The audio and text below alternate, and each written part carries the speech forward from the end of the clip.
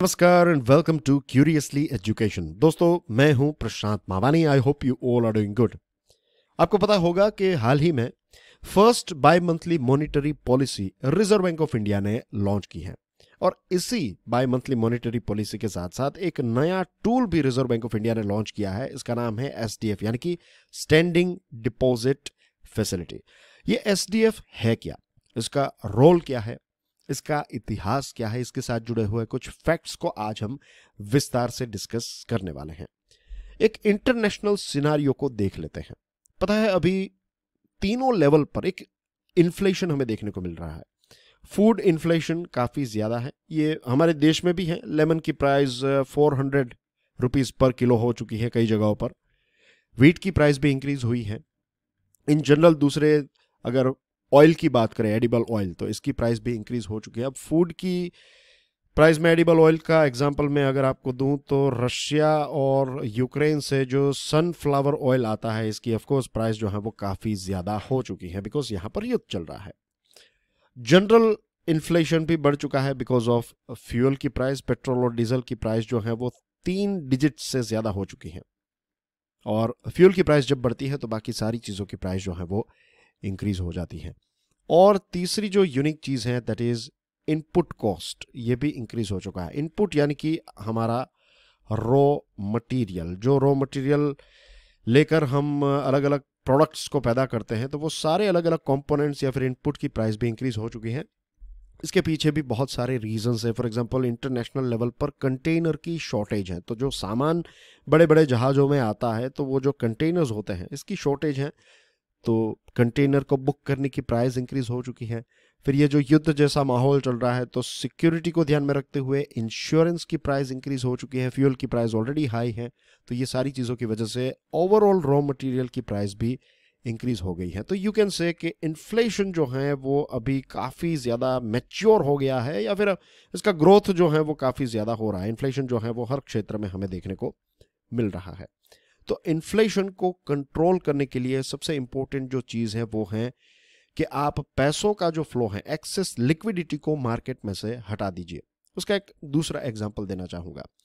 जब आपकी जेब में लेट्स से 50,000 रुपए हैं और मैं अगर आपसे कहूं कि आपको दिल्ली से मुंबई जाना है, आपकी जेब में 50,000 रुपए मैं देता हूं, तो आप क्या करेंगे? ऑफ कोर्स आप कैब बुलाएंगे, कैब लेकर एयरपोर्ट जाएंगे, एयरपोर्ट जाकर आप एक फ़्लाइट बुक करवाएंगे और फिर वहाँ से मुंबई आएंगे और मुंबई से घर पहुँचने के लिए भी आप कैब का इस्तेमाल करेंगे क्योंकि आपके पास पैसे ज़्यादा है। 50,000 is more than enough to travel from Delhi to Mumbai. क्योंकि पैसे ज़्यादा हैं तो पैसों की कीमत जो है, उसकी वैल्यू जो है वो कम हो गई।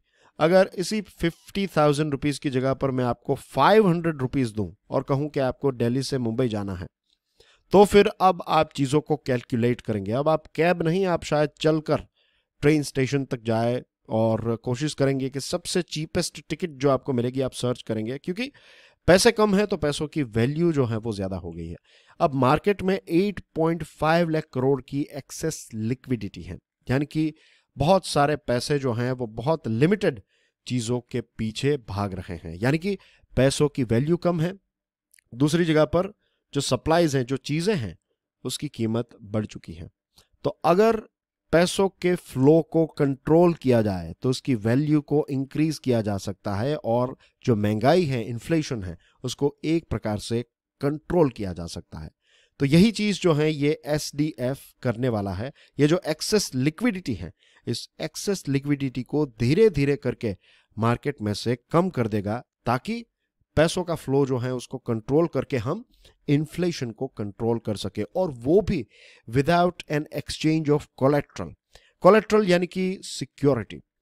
अगेन इसका एक छोटा सा एग्जांपल, अगर आपको पैसे चाहिए तो बहुत सारे ऑप्शंस हैं। आप लोन के लिए अप्लाई करेंगे या फिर आपके दोस्त के पास जाएंगे या फिर किसी फाइनेंसर के पास जाएंगे, तो आपको कुछ ना कुछ सिक्योरिटी के तौर पर देना पड़ेगा। लेट्स से गोल्ड, आप 2 लाख रुपए का गोल्ड देकर 1 लाख रुपए की लोन लेकर आएंगे, राइट? आपको सिक्योरिटी देनी पड़ेगी कि अगर कुछ कल हो गया तो जिन्होंने आपको पैसे दिए हैं उनके पैसे वेस्ट ना हो जाए।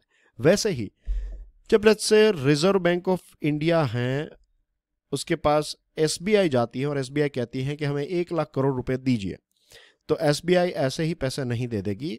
या फिर आरबीआई जो है वो एसबीआई को ऐसे ही पैसे नहीं दे देगी। एसबीआई जो है वो जीसेक देगी। जीसेक यानी कि गवर्नमेंट सिक्योरिटी, और बदले में रिजर्व बैंक ऑफ इंडिया जो है वो उनको पैसे प्रोवाइड करेगी।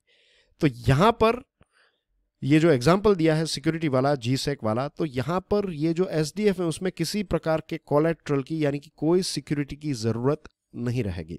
अब एसडीएफ और रिवर्स रेपो रेट को कंपेयर कर लेते हैं।